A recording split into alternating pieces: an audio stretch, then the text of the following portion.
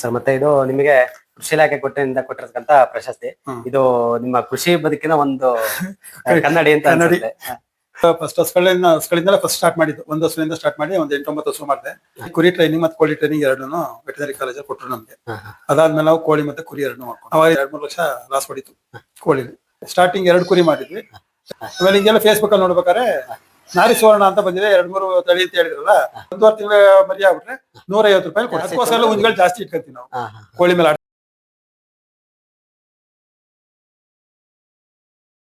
Sir ಈಗ ನಾವು ನಿಮ್ ಜಮೀನೆಲ್ಲ ನೋಡ್ಕೊಂಡ್ ಬಂದ್ವಿ. ಈಗ ನಿಮ್ಮ ಏನು ಕೃಷಿ ಬದುಕು ಹೆಂಗಿದೆ ಅನ್ಸುತ್ತೆ ಸರ್? ಕೃಷಿ ಬದುಕು ಫಸ್ಟ್ ಎಲ್ಲ ಒಂದ್ ಸ್ವಲ್ಪ ಹಿಂಸೆ ಆಯ್ತು ಸರ್. ಇವಾಗ ಹಿಂಸೆ ಏನಿಲ್ಲ. ಎಲ್ಲ ಮಿಷನರಿ ಸಾಮಾನುಗಳು ಬಂದ್ರಿಂದ ವ್ಯವಸಾಯಕ್ಕಾಗ್ಲಿ ಬೇರೆಕ್ಕಾಗಲಿ ಯಾವ್ದು ತೊಂದರೆಗಳಿಲ್ಲ. ಈಗ ಏನಾಗಿದೆ ಅಂದ್ರೆ ಹಸ್ಗಳಿಂದಲೇ ಫಸ್ಟ್ ಸ್ಟಾರ್ಟ್ ಮಾಡಿದ್ದು. ಒಂದು ಹಸುವಿಂದ ಸ್ಟಾರ್ಟ್ ಮಾಡಿ ಒಂದು 8-9 ಹಸು ಮಾಡಿದೆ. ಒಂದ್ಸರಿ ಜಾರ್ ಬಿದ್ದು ನಂಗೆ ಫೈನಲ್ ಕಾರ್ಡ್ ಏಟಾಯ್ತು. ಆಗ ಡಾಕ್ಟರ್ ಆಪರೇಷನ್ ಆಯ್ತು. ಅದು ನಾನು ಹೃದಯ ಅಲ್ಲದಲ್ಲಿ ಅವ್ರು ಡಾಕ್ಟರ್ ನೀವು ಆದಷ್ಟು ಹೊರೆ ಎತ್ಬೇಡಿ ಅಂತ ಅಂದ್ರು. ಆಗ ಏನ್ ಮಾಡಿದ್ವಿ, ಕುರಿ ಕಡೆ ಕನ್ವರ್ಟ್ ಮಾಡ್ಕೊಳ್ಳೋ ಅನ್ಕೊಂಡು ಹಾಸನಲ್ಲಿ ಕುರಿ ಟ್ರೈನಿಂಗ್ ಮತ್ತೆ ಕೋಳಿ ಟ್ರೈನಿಂಗ್ ಎರಡನ್ನು ವೆಟನರಿ ಕಾಲೇಜಲ್ಲಿ ಕೊಟ್ಟರು ನಮ್ಗೆ. ಅದಾದ್ಮೇಲೆ ನಾವು ಕೋಳಿ ಮತ್ತೆ ಕುರಿ ಎರಡನ್ನು ಮಾಡ್ಕೊಂಡು ಅವಾಗಿಂದ ಕೋಳಿ ಫಸ್ಟ್ ಎಲ್ಲ ಒಂದು 5-10 ಮನೆಗೆ ಸಾಕೋತಾ ಇದ್ವಿ. ಕೋಳಿ ದೊಡ್ಡದಾಗ ಮಾಡ್ಬೇಕು ಅಂತ ಹೇಳಿ ಕೋಳಿ ಫಾರ್ಮ್ ದೊಡ್ಡದಾಗ ಮಾಡ್ಕೊಂಡು ಫಸ್ಟ್ ಒಂದು 300 ತಗೊಂಡ್ವಿ. ಆಮೇಲೆ ಒಂದು 1.5 ಸಾವಿರ ಕೋಳಿ ಸಾಕೊಂಡ್ವಿ. ಲಾಕ್ಡೌನ್ ಟೈಮಲ್ಲಿ ಸ್ವಲ್ಪ ಲಾಸ್ ಆಗ್ಬಿಡ್ತು. ಈಗ ನೀವು ಕೋಳಿ ಸ್ಟಾರ್ಟಿಂಗ್ ನೀವು ತರಬೇಕಾ ಬೇರೆ ಕಡೆಯಿಂದ ತಂದಿದ್ರಿ? ಬೇರೆ ಕಡೆ ತಂದ್ರೆ ಅವ್ರು ಮರಿ ತಂದು ಕೊಡ್ತಾರೆ ನಮ್ಗೆ. 40 ರೂಪಾಯಿ ಒಂದು ಮರಿನ ಬಂದ್ ನೈಟ್ ಇಳಿಸ್ತಾರೆ. 40 ರೂಪಾಯಿ ಒಂದು ಮರಿ. ವ್ಯಾಕ್ಸಿನ್ ಎಲ್ಲ ನಾವು ಒಂದಿಷ್ಟು ಮರಿ ಕೊಡ್ತಾರೆ ಅವ್ರು. ವ್ಯಾಕ್ಸಿನ್ ಎಲ್ಲ ನಾವೇ ಮಾಡ್ಕೋಬೇಕು. 7 ದಿವಸಕ್ಕೊಂದು F1 ಅಂತ ಬರುತ್ತೆ, 14 ದಿವಸಕ್ಕೊಂದು IBD ಅಂತ ಬರುತ್ತೆ, ಆಮೇಲೆ 21 ದಿವಸಕ್ಕೆ ಲಸೋಟ ಅಂತ ಬರುತ್ತೆ. ಆಮೇಲೆ ನಮ್ಗೆ ಲಾಕ್ಡೌನ್ ಟೈಮ್ ಆಗ್ಬಿಟ್ಟು ಫೀಡ್ಸ್ ರೇಟ್ ಒಂದೇ ಸರಿ ರಾ ಮೆಟೀರಿಯಲ್ ಇಲ್ಲ ಅಂತ ಹೇಳಿ ರೈಟ್ ಜಂಪ್ ಮಾಡ್ಬಿಟ್ರು. 250 ರೂಪಾಯಿ ಬೆಳಿಗ್ಗೆ ತುಂಬಬೇಕು. ಲಾಕ್ಡೌನ್ ಆಯ್ತು, ಅವರು ಯಾರು ಬರ್ಲಿಲ್ಲ, ವೆಹಿಕಲ್ ಬಿಡ್ತಾ ಇಲ್ಲ ಅಂತ ಅಂದ್ಬಿಟ್ಟು. ಆ ಟೈಮಲ್ಲಿ ಸ್ವಲ್ಪ ನಮ್ಗೆ ಒಂದ್ 2-3 ಲಕ್ಷ ಲಾಸ್ ಹೊಡಿತು ಕೋಳಿಲಿ. 2-3 ಲಕ್ಷ ಲಾಸ್ ಹೊಡಿತು. ಎಲ್ಲ ಒಂದ್ 1300 ಕೋಳಿ ಇದ್ದು ತುಂಬಬೇಕು. 250 ರೂಪಾಯಿ ಕೆಜಿ ತುಂಬ್ತಿದ್ದ. ಆ ಟೈಮಲ್ಲಿ ಏನಾಯ್ತು, ಅವ್ನು ಇದಾಯ್ತು. ಕೊನೆಗೆ 100 ರೂಪಾಯಿ ಕೆಜಿ ಅದು ಕದ್ದು ಹೊಡಿಬೇಕು. ಹಂಗೆ ಯಾರು ಸಿಗಾಕೊಂಡ್ರೆ ಹಂಗಾಗತ್ತೆ ಹಿಂಗಾಗತ್ತೆ ಅಂತ ಅಂದ. ಕೊನೆಗೆ ಬರ್ಲೇ ಇಲ್ಲ ತುಂಬಬೇಕು ಅವನು. ಹಂಗ ಸ್ವಲ್ಪ ಲಾಕ್ಡೌನ್ ಸ್ವಲ್ಪ ಲಾಸ್ ಆಯ್ತು. ಲಾಸ್ ಆಯ್ತು. ಆಗೇನ್ ಮಾಡಿದ್ವಿ, ಇವಾಗ ಕೋಳಿಗೆ ಎಷ್ಟೆಲ್ಲ ಮೇವ್ ಹಂಚಿ ಲಾಸ್ ಆಯ್ತಲ್ಲ ಬೇಡ ಅಂದ್ಬಿಟ್ಟು ಕುರಿ ಮಾಡಿದ್ವಿ. ಸ್ಟಾರ್ಟಿಂಗ್ 2 ಕುರಿ ಮಾಡಿದ್ವಿ. 2 ಹೆಣ್ಗುರಿನೇ ಒಂದ್ ಇದನ್ನ. ಆಮೇಲೆ ಅದ್ರಲ್ಲಿ ಮರಿಗಳು ಬಂದದ್ ನೋಡ್ಕೊಂಡು ಒಂದ್ 20-25 ಕೆಜಿ ಮರಿಗಳು ಬಂದ್ವಲ್ಲ, ಖುಷಿ ಆಯ್ತು. ಆಮೇಲೆ ಹಿಂಗೆಲ್ಲ ಫೇಸ್ಬುಕ್ ಅಲ್ಲಿ ನೋಡ್ಬೇಕಾದ್ರೆ ನಾರಿ ಸುವರ್ಣ ಅಂತ ಬಂದಿದೆ, 2-3 ತಳಿ ಅಂತ ಹೇಳಿದ್ರಲ್ಲ, ಅದನ್ನ ಅವ್ರನ್ನ ನಂಬರ್ ತಗೊಂಡು ಮಾಡಿದ್ವಿ. ಅವರು ಶಿರಾದ ಹತ್ರ ಇದ್ದಾರೆ. ಅಲ್ಲಿ ಫೋನ್ ಮಾಡಿದಾಗ ಅವರು ಬನ್ನಿ ಸರ್ ಕೊಡ್ತೀವಿ ಅಂತ ಅಂದ್ರು. ಅಲ್ಲಿ ಹೋದಾಗ ಅವರು ನಮ್ಗೆ ಹಬ್ಬದ ಕುರಿ 45,000 ರೂಪಾಯಿ ಹೇಳಿದ್ರು. ಒಂದ್ ಕುರಿನ ನಾವು ತಗೊಂಡೋಗಿದ್ದು 30,000 ರೂಪಾಯಿ ದುಡ್ಡು ತಗೊಂಡ್ ಹೋಗಿದೀವಿ. 45,000 ರೂಪಾಯಿ ಹೇಳಿದ್ರು. ಆಮೇಲೆ ನಾನು ಅವ್ರ ವಿನಯ್ ಅಂದ್ಬಿಟ್ಟು ಕೇಳ್ದೆ, ವಿನಯ್ ಇಷ್ಟೊಂದು ಹೇಳ್ತಾ ಇದ್ರಿ ಹೆಂಗಪ್ಪ ಮಾಡೋದು, ನನ್ನ ದುಡ್ಡು ತಂದಿಲ್ಲ ಅಂತ. ಎಷ್ಟು ಕುರಿಗಳವ ನಿಮ್ಮ ಹತ್ರ ಅಂತ. ಒಂದು 5-6 ಆಲ್ರೆಡಿ ನಾಟಿ ಕುರಿಗಳಿದ್ದು. ಟಗರ್ ತಗೊಂಡೋಗ್ಬಿಟ್ರಣ ನಿಮ್ಗೆ ಸೆಕೆಂಡ್ ಜನರೇಷನ್ ಬರುತ್ತೆ ಅಂತ. ಅವಾಗ ಒಂದು 30,000 ರೂಪಾಯಿ ಕೊಟ್ಟು ಟಗರ್ ತಗೊಬಂದ್ವಿ. ಟಗರ್ ತಗೊಬಂದು ಅದರಿಂದ ಬಂದ್ಮೇಲೆ ಎಲ್ಲ ಕ್ರಾಸ್ ಆಗಿ ಒಂದು 3 ಹೆಣ್ಮರಿ ಆಗ್ತು. ಮಿಕ್ಕಿದೆಲ್ಲ ಟಗರ್ಗಳು ಹಾಕೊಂಡು ಆ ಟಗರ್ಗಳೆಲ್ಲ ಮಾರ್ಕೊಂಡ್ವಿ. ಹೆಣ್ಮರಿಗಳು ಉಳಿಸ್ಕೊಂಡ್ವಿ. F1 ಅಲ್ಲಿ ಇತ್ತು. ಈಗ 2ನೇ ಸರಿ ಕ್ರಾಸ್ ಆದಾಗ F2 ಆಯ್ತು. F2 ಆದಾಗ ಇದಾಯ್ತು, ಕೋಳಿ ಮರಿ ಸ್ಟಾರ್ಟಿಂಗ್ 2 ಮರಿ ಆಗ್ತು. 3 ಸರಿಯಿಂದ 2 ಮರಿ ಆಗ್ತಾ ಇದೆ. ಇನ್ನು ಅದರಿಂದ ಹುಟ್ಟಿದ ಮರಿಗಳಲ್ಲೇ ನನ್ನ ಫ್ರೆಂಡ್ಸ್ ಗಳಿಗೆಲ್ಲ ಕೊಟ್ಟಿದ್ದೀನಿ. ಅವ್ರಿಗೂ ಒಂದು 2 ಮರಿ ಹಾಕಿದೆ. ಇನ್ನೊಬ್ರಿಗೆ ಯಾರು ಕೊಟ್ಟಿದ್ದೀನಿ, ಅವ್ರ ತಲೆ 2 ಮರಿ ಹಾಕಿದೆ. ಈಗ F3 ನಲ್ಲಿ ಇದೆ ನಮ್ಮ ಕುರಿಗಳು. ಈಗ ನೀವು ಕೊಡೋದಾದ್ರೆ ಕುರಿ ಮರಿನ 6 ತಿಂಗಳ ಮರಿಯಲ್ಲಿ ಕೊಡ್ತೀವಿ ನಾವು. 6 ತಿಂಗಳ ಮರಿಯಲ್ಲಿ ಕುರಿ ಕೊಡೋದು. ಕುರಿನಾರಿ ಹೆಣ್ಮರಿನಾಗ್ಲಿ. ಈಗ ಸದ್ಯಕ್ಕೆ ಹೆಣ್ಮರಿಗಳು ಯಾವ ನಮ್ಮ ಹತ್ರ ಕೊಡೋ ಸೇಲ್ಗಿಲ್ಲ. ಟಗರ್ ಮರಿಗಳು ಇಲ್ಲ, ಎಲ್ಲ ಕೊಟ್ಟಿದ್ವಿ. ಮನೆ ಒಂದು 20 ಕುರಿ ಮಾರಿದೀವಿ. ಈಗ ನನ್ನ ಹತ್ರ ಏನಾದ್ರು ಒಂದು 10 ಕುರಿ ಇಟ್ಕೊಂಡಿದ್ವಿ. ಇನ್ನೇನಾದ್ರು ನಮ್ಮ ಮೇ ಜೂನ್ಗೆ 3 ಮರಿ ಆಗ್ತವೆ. 3 ಮರಿ ಹಾಕಿದಾಗ ಅದ್ರ ಮೇಲೆ ನೋಡ್ಕೊಂಡು ಡಿಪೆಂಡ್ ಮಾಡ್ಕೊಂತೀವಿ. ಈಗ ನಿಮಗೆ ಜೇನು ಸಾಕಾಣಿಕೆನು ಮಾಡ್ತಾ ಇದ್ದೀರಾ ಅಂದ್ರೆ ನೀವು ಸಮಗ್ರ ಕೃಷಿ ಅಂದ್ರೆ ಸಮಗ್ರವಾಗಿ ಮಾಡ್ತಾ ಇದ್ದೀರಾ? ಜೇನು ಸಾಕಾಣಿಕೆ ಮಾಡ್ತಾ ಇದೀವಿ. ಒಂದು 6 ಪೆಟ್ಟಿಗೆ ತರಿಸಿದ್ವಿ. ಅವರು ನಮಗೆ ಮೋಸ ಮಾಡ್ಬಿಟ್ರು. ಫ್ಯಾಮಿಲಿ ಕೊಡ್ತೀವಿ ಅಂತ ಹೇಳಿದ್ರು, ಫ್ಯಾಮಿಲಿ ಕೊಡ್ಲಿಲ್ಲ. ಫ್ಯಾಮಿಲಿ ಕೊಟ್ರು, ಸ್ಟ್ಯಾಂಡ್ಗಳು ಕೊಡ್ಲಿಲ್ಲ.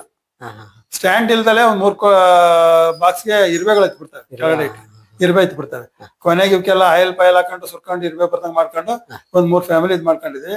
ಒಂದ್ಸರಿ ಬಿಚ್ಚಿದಾಗ ಒಂದ್ 3 ಕೆಜಿ 4 ಕೆಜಿ ತುಪ್ಪ ಸಿಗುತ್ತೆ. 1000 ರೂಪಾಯಿ ಕೆಜಿಲಿ ಕೊಡ್ತಾ ಇದ್ದೀರಾ? ತಗೊಂಡ್ ಹೋಗ್ತಾರೆ.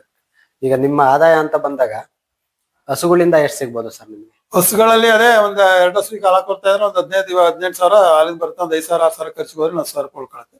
ಒಂದ್ 5 ತಿಂಗಳು 6 ತಿಂಗಳು ಅಷ್ಟೇ.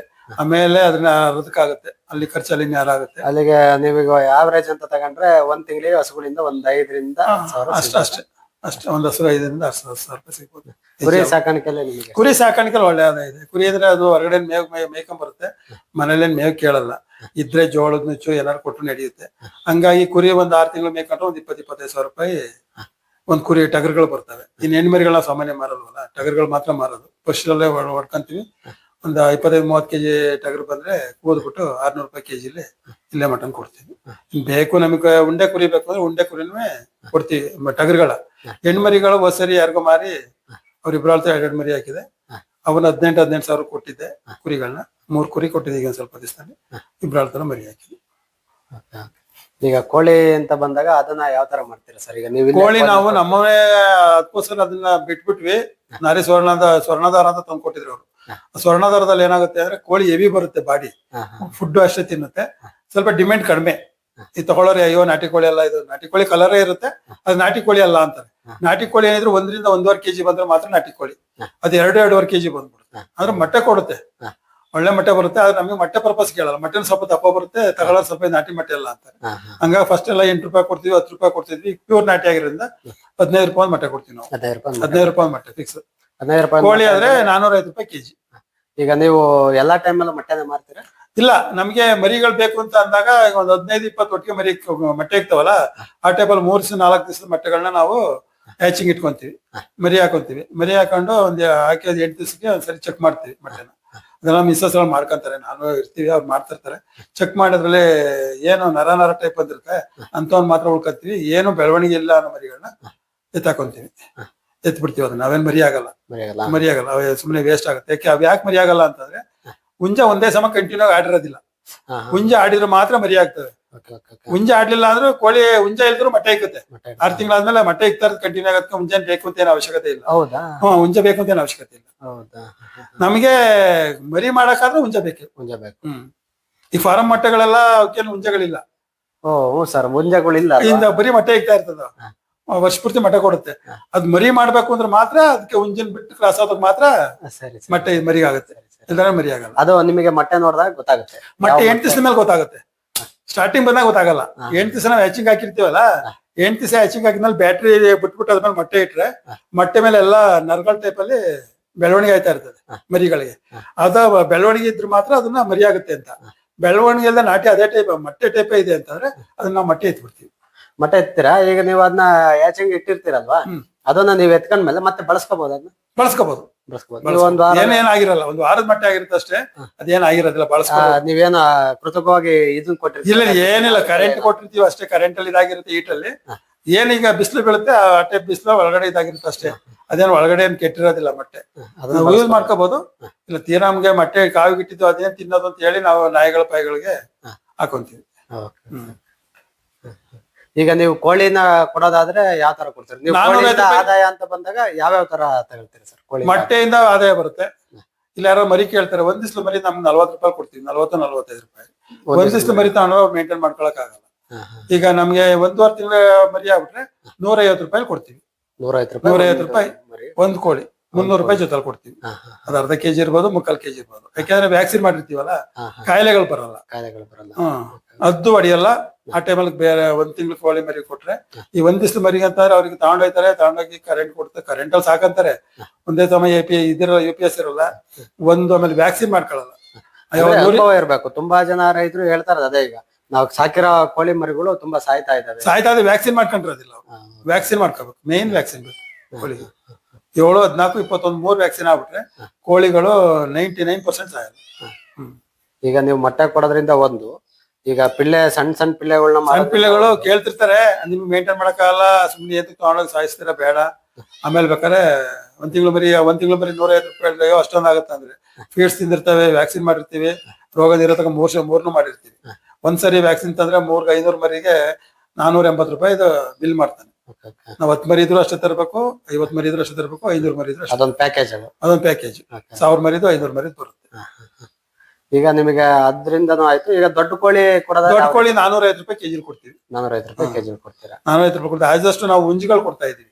ಹುಂಜ ಜಾಸ್ತಿ ಬಂದ್ಬಿಟ್ರೆ ಸುಮ್ಮನೆ ಕಚ್ಚಾಡ್ತವೆ ಅಂತ ಹೇಳಿ ಹುಂಜಿಗಳು ಕೊಡ್ತೀವಿ. ಯಾರು ರೇರ್ ನಮ್ಗೆ ಹುಂಜ ಒಂದ್ ಯಾಟೆ ಬೇಕು ಅಂದ್ರೆ ಹೋಗಿ ಎಲ್ಲ ಕೆಜಿ ಲೆಕ್ಕನೆ, 450 ರೂಪಾಯಿ ಕೆಜಿ ಲೆಕ್ಕನೆ. ಈಗ ನಿಮಗೆ ಅನ್ಸುತ್ತಲ್ಲ, ಈಗ ಒಂದು ಹುಂಜ ಅಂತಂದ್ರೆ ಅದಕ್ಕೆ ಎಷ್ಟು ಯಾಟ ಇರ್ಬೇಕು ಅಂತ? ಅಂತ ಹೇಳಿ 5 ಕೋಳಿಗೆ ಒಂದು ಹುಂಜ ಇರ್ಬೇಕು. 5 ಕೋಳಿಗೆ 5 ಕೋಳಿಗೆ ಒಂದು ಹುಂಜ ಇರ್ಬೇಕು. ಇಲ್ಲ ತೀರಾ ಒಂದು 8 ಕೋಳಿಗಾರ ಒಂದು ಹುಂಜ ಇರ್ಬೇಕು. 8 ಕೋಳಿಗಾರ ಒಂದು ಒಂದು ಹುಂಜ ಇರ್ಬೇಕು. ಅದಕ್ಕಿಂತ ಜಾಸ್ತಿ ಅದಕ್ಕೋಸ್ಕರ ಹುಂಜಗಳು ಜಾಸ್ತಿ ಇಟ್ಕೊಂತೀವಿ ನಾವು. ಕೋಳಿ ಮೇಲೆ ಆಡ್ತಿರ್ತಾವಲ್ಲ ಅಂತ ಇಟ್ಕೊಂತೀವಿ. ಇಲ್ಲ ಅಂದ್ರೆ 10 ಕೋಳಿಗೆ ಬಿಟ್ಕೊಂತಾರೆ. ಏನಾಯ್ತವೆ ಅಂದ್ರೆ ಒಂದ್ ಕೋಳಿ ಅದೇ ಹೇಳುವ ಬಂಜ ಮೊಟ್ಟೆ ಇಕ್ಕುತ್ತೆ, ಅದ್ ಮರಿಯಾಗಲ್ಲ. ಸರ್ ಮೊಟ್ಟೆ ಇಟ್ಟಿದ್ದ ಮರಿಯಾಗಲ್ಲ ನಮ್ಮವು ಅಂತಾರೆ. ಅಂದ್ರೆ ಈಗ ನೀವು ಸುಮಾರು ಎಷ್ಟು ವರ್ಷದಿಂದ ಸಾಕ್ತೀರಿ ಸರ್ ಕೋಳಿನ, ನಾಟಿ ಕೋಳಿ? ನಾಟಿ ಕೋಳಿ ನಾನಲ್ಲಿ ಒಂದು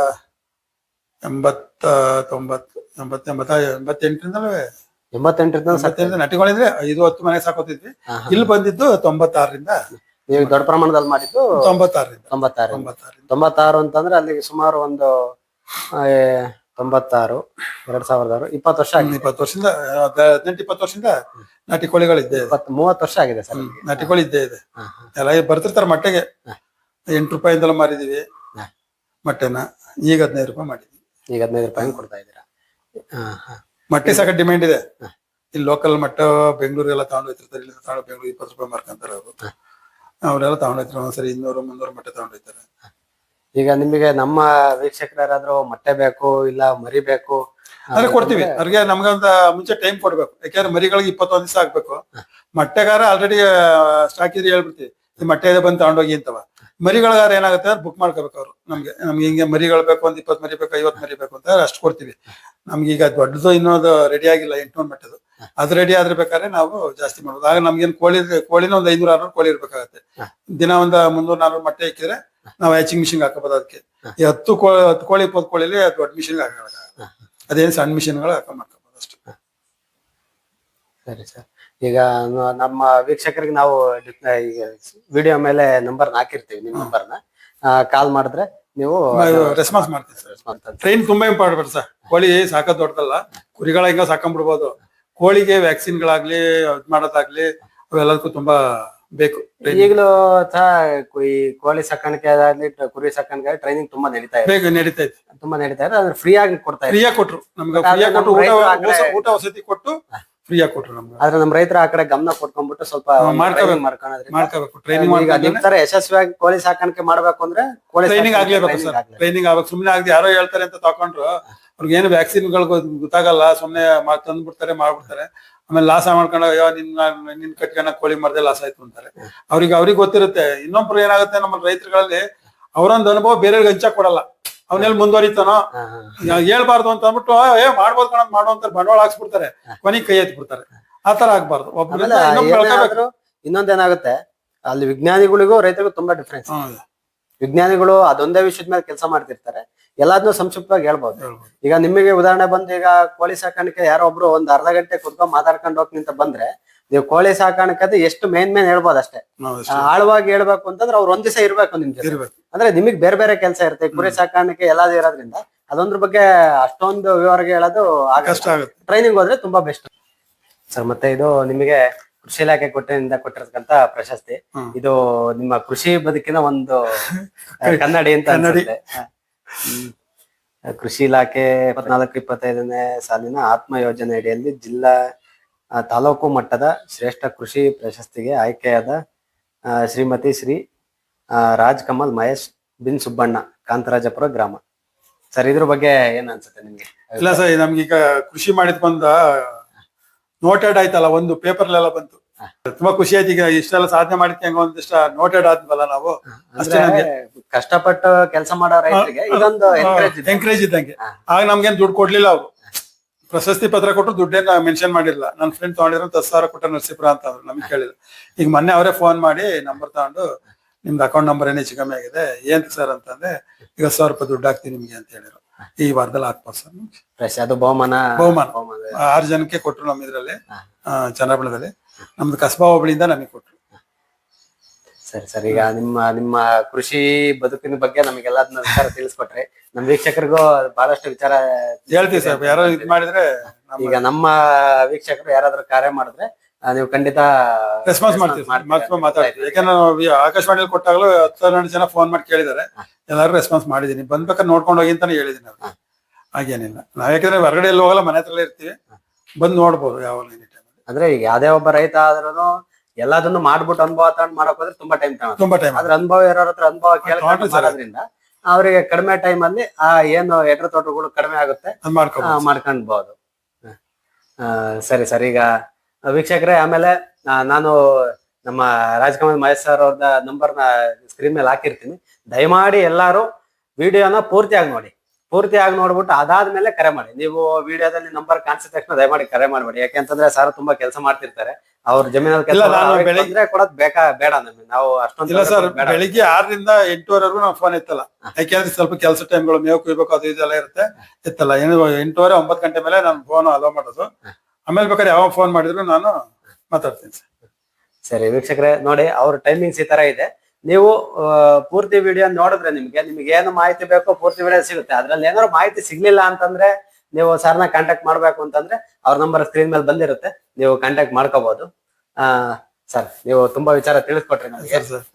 ರೈತರ ಪರವಾಗಿ ನಾನು ನಿಮಗೆ ಧನ್ಯವಾದ ಹೇಳ್ತೀನಿ.